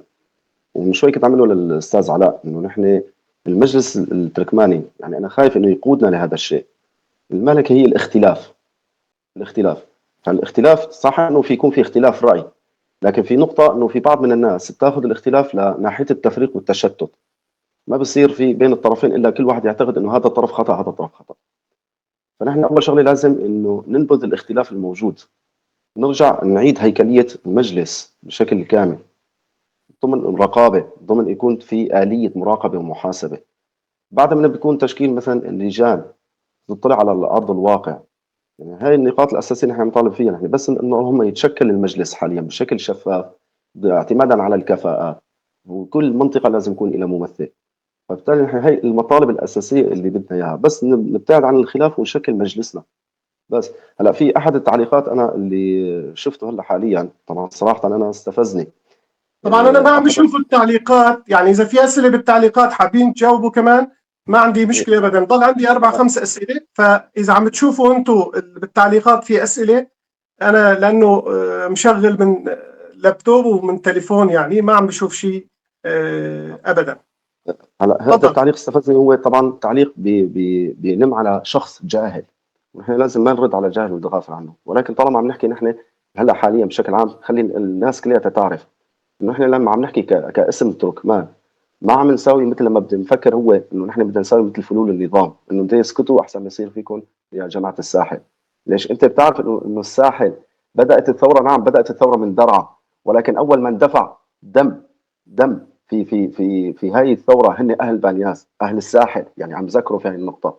واللي كان يناصر اهل بانياس هن التركمان متراس وبيت اصلان، يناصروهم في هذا الموضوع. فبالتالي اذا نحن نناصر، ندافع عن الضعيف وعن المظلوم. فنحن بس انا حابب اذكره انه نحن انه السلاجقه يعني نحن مسلمين. الشباب اللي ماتت مش نحصل على حريتنا، على معتقداتنا، على لغتنا، على تاريخنا وثقافتنا. تجي انت هلا بدك تمارس هذا الامر علينا هلا؟ ليه؟ تخلف هذا. اقرا تاريخك، اعرف مين معك، نحن ما لنا ضدك، نحن اللهم عم نقول كلنا هيك وصار فينا هيك. نحن اول من عانى من هذا من العائله الحاكمه المستبده الطاغيه. مشكله النت في سوريا يا دكتور، كانه في عنده قاعدين عم تسمحوا تنبحوا مشكله كبيره. انا بس اللهم نرجع لموضوعنا الاساسي. استاذ مهند، كانه في مشكله بالصوت عندك، في مشكله عندك بالصوت بالانترنت او فانقطع الصوت كثير صراحه. فخلينا نرجع لعندك اذا بدك استاذ علاء لبين ما هيك شوي يتحسن عنده الانترنت. بس تحسن النت عند الاستاذ مهند. نكمل نحن موضوعنا الرساله دكتور، انه ننبذ التفرقه، ننبذ انه حاليا كل واحد بده ياسس شغله، بده يبين المجلس فاشل، بده يبين المجلس غير فعال. خلاص هذا شيء بان انه المجلس غير فعال حاليا الا لمناطق، او ربما حاليا غير فعال ابدا بالنسبه لموضوع تركيا. لكن الموضوع انه المجلس لازم يتفعل، لازم ينعطى فرصه لجميع التركمان. ما نحن كل تركمان منطقه تعمل شيء لحالها او تصير هي بدها تسيطر او لا. هذا ما بيصير، هذا كلام لا يصير. نحن رسالتنا انه نحن جزء من المجتمع التركماني، مثل ما موجودين تركمان حمص، مثل ما موجود تركمان حما، تركمان دمشق، تركمان جولان، جميع تركمان سوريا وحلب واللاذقيه. فنحن مفروض يكون في عندنا اجتماعات دوريه في كل المحافظات. انا اليوم كمجلس شو فيني فيد انا التركمان؟ خليني اجمع صوتهم، خليني اجمع شملهم للتركمان في منطقه. اخي انت حاليا في وضع بسوريا ما بيسمح لك انك تنتشر كبير، اخي اعمل منطقه كمجلس جديد او كاقتراح للمجلس اللي بده يصير، اعمل منطقه بالشام بتجمع منطقه دمشق ومنطقه الجولان بيجتمعوا فيها، بعدها بصير كل التركمان تروح لعنده وتزورهم على القليله بالاسبوع مره، بالكل 3 4 بالشهر مره، او كل 3 4 شهور مره. اعمل منطقه او مجمع او فرع لك بحمص، حمص بيجي لعندك تركمان طرطوس، تركمان اللاذقيه، تركمان المنطقه الوسطى، تركمان حلب بيجوا لعندك. يعني لازم يكون اجتماعاتك مع التركمان بشكل عام، اما انت خارج حاليا، انت خارج الصندوق. خارج البلد كله، سامعني هيك استاذ علاء؟ نعم. بعدين بدنا اياهم نحن يشتغلوا لموضوع التركمان بشكل اكبر، بدنا اياهم التركمان اللي بدهم يجوا او الناس اللي بدها تكون من ضمن المجلس تشتغل على قضايا التركمان، ليست بس بسوريا.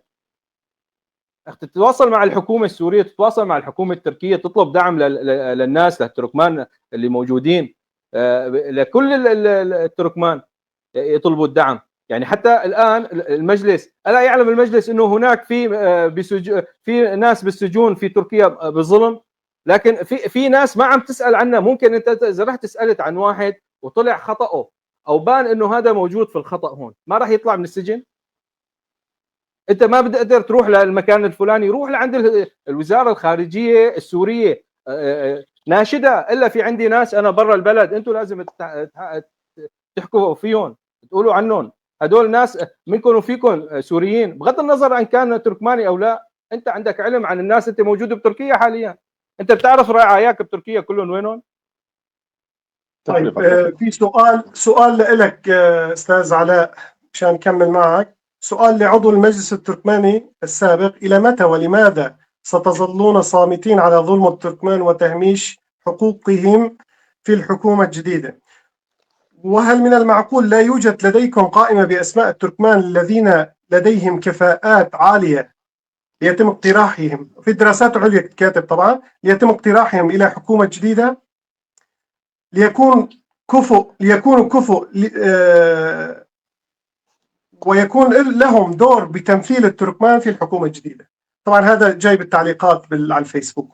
طبعا دكتور، هذا كمان حكينا فيه ونرجع نعيد فيه الكلام. نحن لسنا صامتين، لسنا بس تركمان طرطوس، عموم تركمان سوريا الآن تطالب بمجلس، بهيئة تمثل التركمان حق التمثيل، تطالعهم بأبهى صورة لهم، بصورتهم الأساسية اللي هن مثقفين، اللي هن أصحاب مشاريع في الاقتصاد، هن في منهم الدكاترة، في منهم التجار. يعني الحكومة ما أقصتنا، حكينا الموضوع، مو انه نحن ما وصلنا صورتنا بشكل جيد للحكومه. نحن طبعا في عندنا دكاتره وفي عندنا مهندسين وفي عندنا علماء، في كثير ناس، بس هل المسؤول حاليا عن التركمان هو يوصل الصوره للحكومه انه انا فيني عندي كذا، في عندي كذا؟ لا. اذا الحكومه حاليا تمر بوضع خاص وحساس في الوضع الراهن، انا ما بيجي ناس متناحره بين بعضها اجي يحطها عندي عبء علي بالحكومه.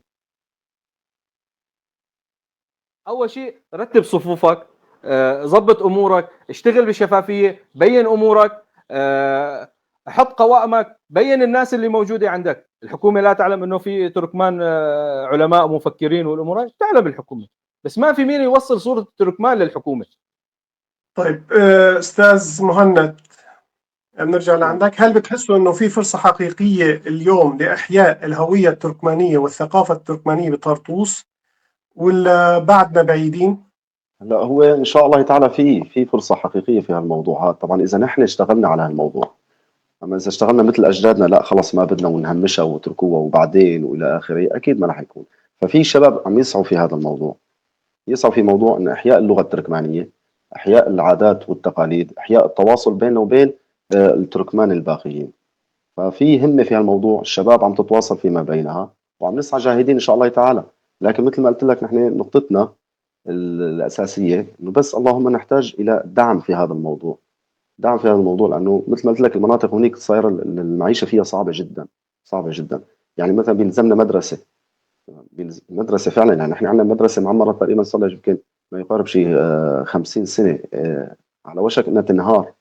بدنا مدرسه جديده، بناء جديد، لازم يتم تاسيس مدرسه جديده. معهد تعليم اللغه التركيه. في بعض من الامور يعني في خطط كثير كثير يعني رائعه وحلوه تم طرحها بالنسبه لموضوع المدراس والبساتين والى اخره. موضوع مشاريع تنميه اقتصاديه، الطفل، نعم. مشاريع مشاريع اقتصاديه اقتصاديه، تنمي تنميه الاقتصاد الى تركمان.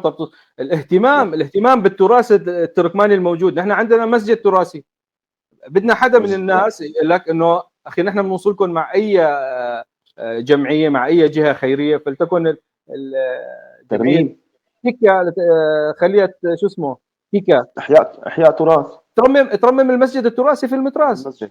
في طاحونه في المدراس، ما في طاحونه؟ طبعا في طاحونتين في المتراس تراثيات.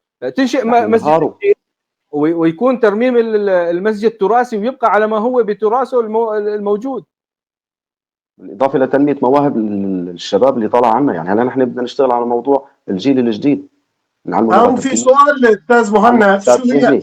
بس مشان نخلص من السؤال بما انه نعم. دخلت على موضوع الشباب، شو هي اول خطوه مطلوبه اليوم من الشباب التركماني في طرطوس؟ هلا حكينا في البدايه، نحن حكى عن موضوع انه التفرقه المجلس. هلا نحن هلا حاليا ان شاء الله تعالى نحن المنطقه في تركمان طرطوس متالفين متحابين فيما بينهم، يعني صدقا، يعني بنخاف على بعضنا وبنحترم بعضنا وبنحب بعضنا. فاذا في تقارب بيناتنا، وفي ايضا خبرات. يعني في شباب عم تقترح افكار، هاي الافكار نحن بدنا نطبقها، بدنا نشتغل عليها. يعني ذكرنا مثلا الموضوع الحساب الذهني، في كثير عم تشتغل في الموضوع هذا. عم يقول لك مثلا انا بدي قوي، بدي اخلي يعلم الطفل على ركوب الخيل، على السباحه مثلا، هاي معروفين من ايام زمان. لكن بدي اعلمه على شيء اسمه استكشاف، يعني ما يضل ضمن محيط ضيعته، خلي يروح على ضيعه ثانيه يستكشف شلون يمشي، شلون يطلع الى اخره. يعني في مواد، في ايضا موضوع انه كيف بدي اتعامل انا مع السوق، كيف بدي امشي في التجاره، يعني كيف بدي امشي في موضوع البناء، تنظيم الاراضي الزراعيه. يعني الشباب كلها بدها تشتغل، كل الشباب بدها تشتغل. في شباب صار عندها اختصاصات في الزراعه، اختصاصات في العمار، اختصاصات في هندسه الطرقات. يعني في كفاءات بدها تشتغل، لكن في عوامل غير مساعده في الموضوع هذا.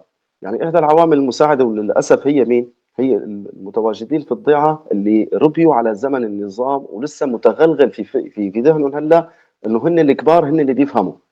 يا اخي النبي عليه الصلاه والسلام لما كلف اسامه بن زيد رضي الله عنه كان عمره 16 سنه، قاد جيش وتحت ايده كبار الصحابه من ابي بكر الصديق رضي الله عنه وعثمان بن عفان وعمر بن الخطاب رضي الله عنه وعلي رضي الله عنه.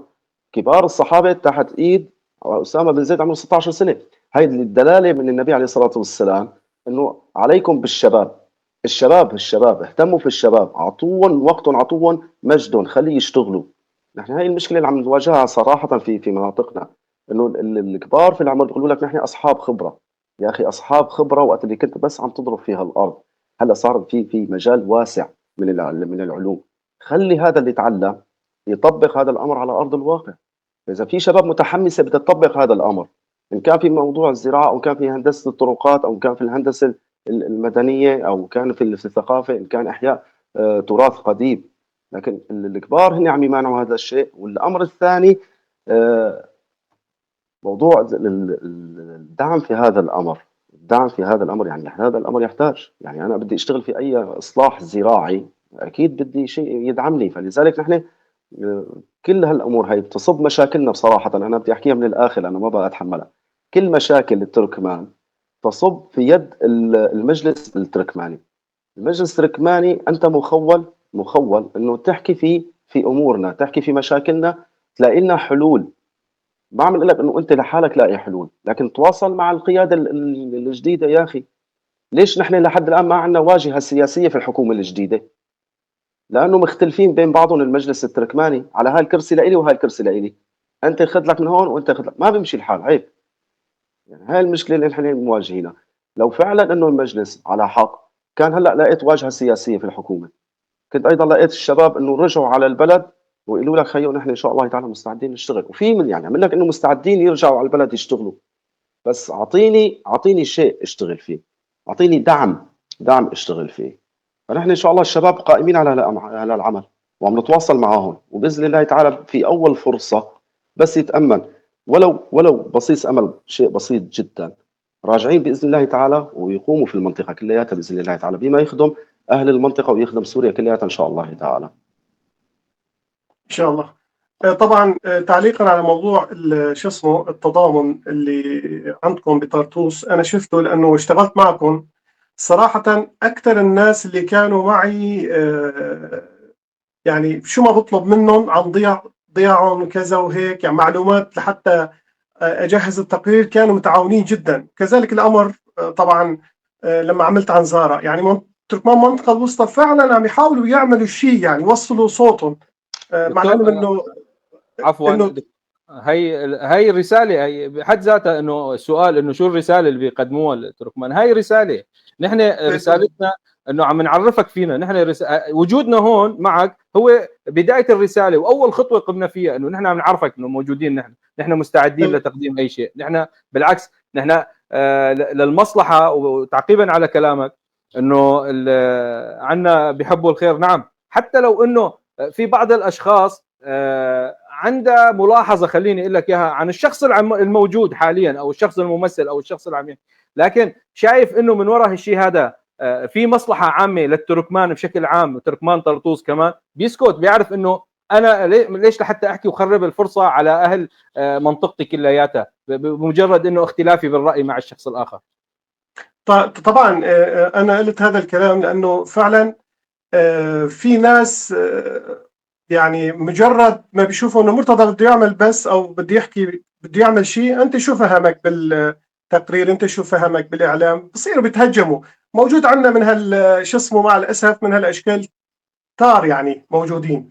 فانا بقول لكم بكل صراحه، انا لا اعلامي ولا بالسياسه، ما بحب السياسه ولا بفهم فيها صراحه، ولا بعرف بالتقرير ولا بعرف بالوثائقيه ولا بعرف بالبث.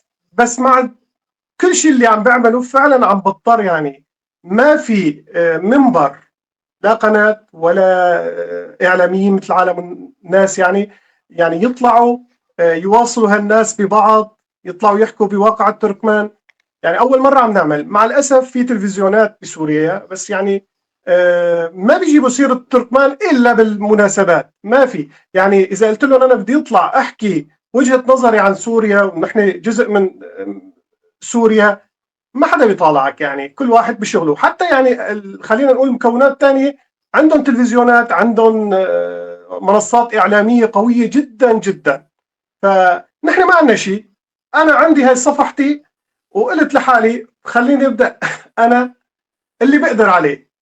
فلذلك يعني من هالمنطلق انا بلشت اعمل تقرير عن مناطق التركمانيه المنسيه، وقلت بعدين خلينا نعمل بس، وان شاء الله اللي بيقدر اللي بيطلع من ايدي ما بقصره ابدا.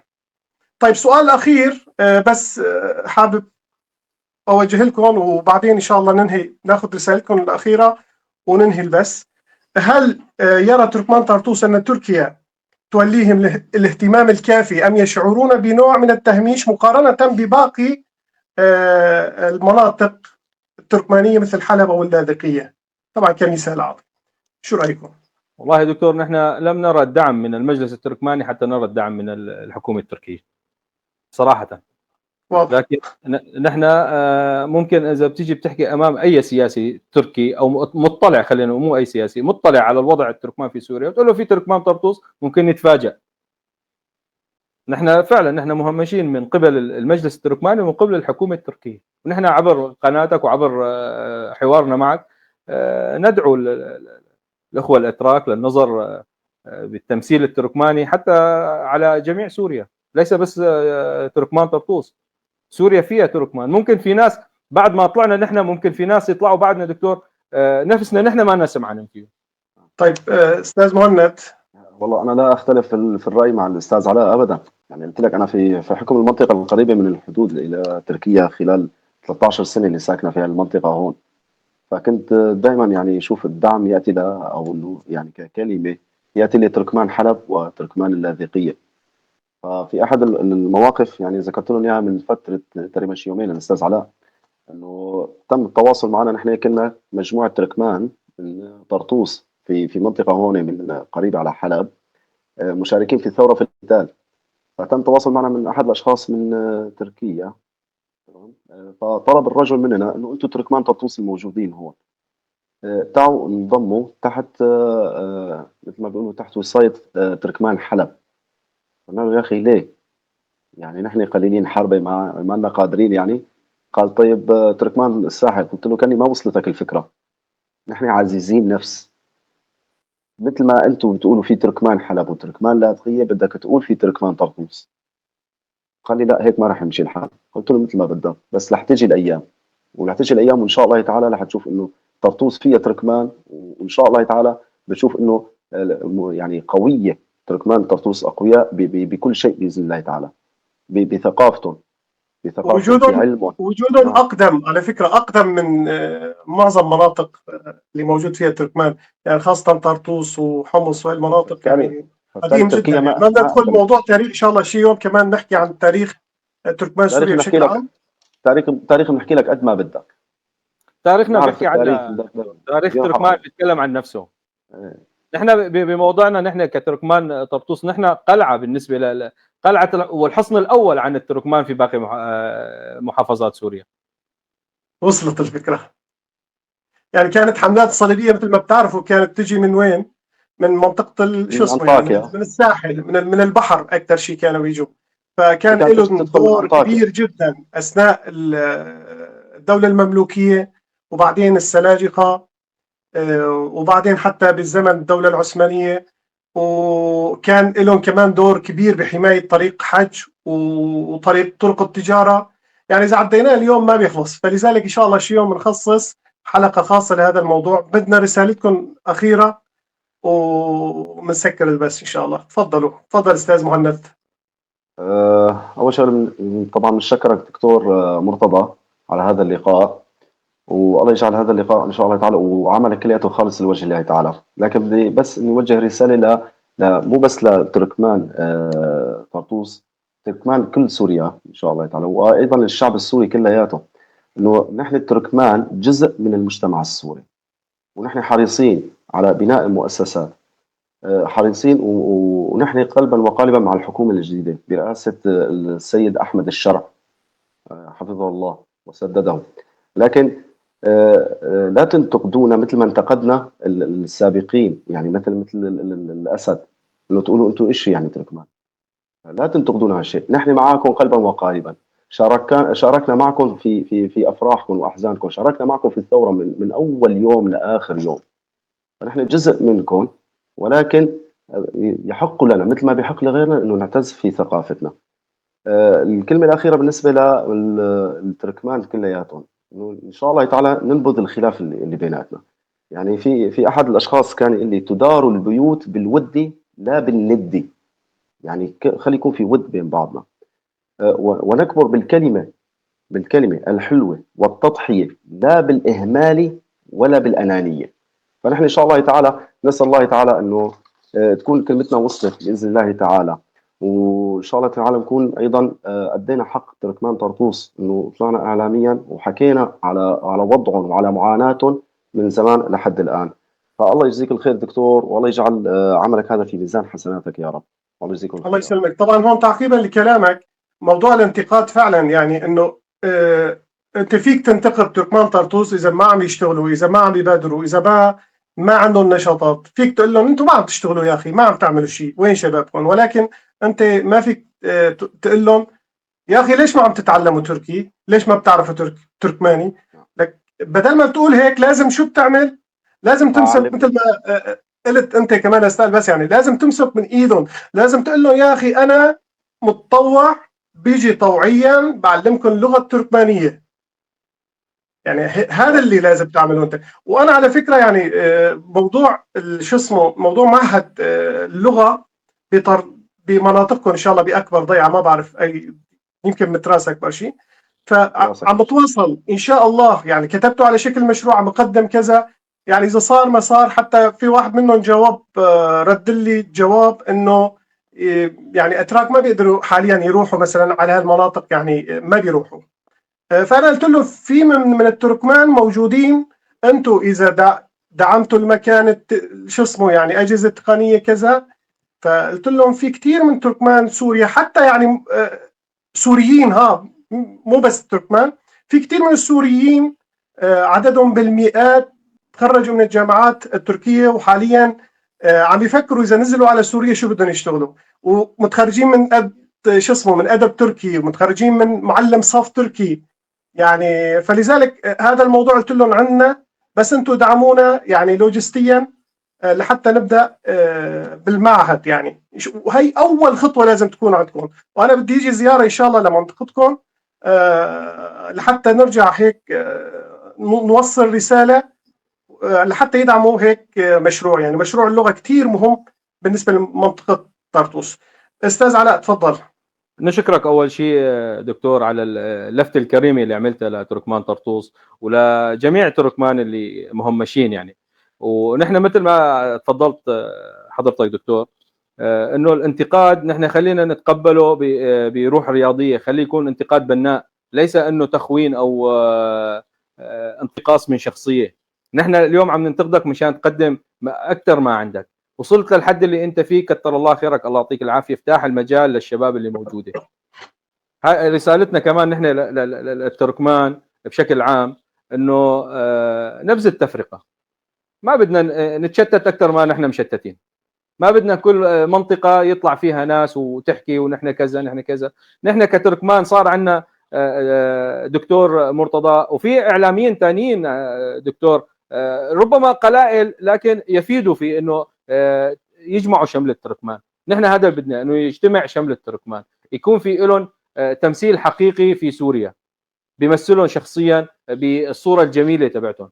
نحن كتركمان طرطوس يدنا ممدوده لجميع تركمان سوريا، وكمان نحن باسم التركمان سوريا مثل ما تفضل استاذ مهند، نحن مكون موجود من آلاف السنين معكم في سوريا. نحن موجودين بسوريا من زمان، فنحن مكون اساسي وموجود وجزء لا يتجزأ من السوريين. بارك الله فيك يا دكتور. الله يسلمك. انا بشكركم الضيفين من تركمان طرطوس، استاذ علاء وعلاء عثمان واستاذ مهند موسى، بشكركم كثير.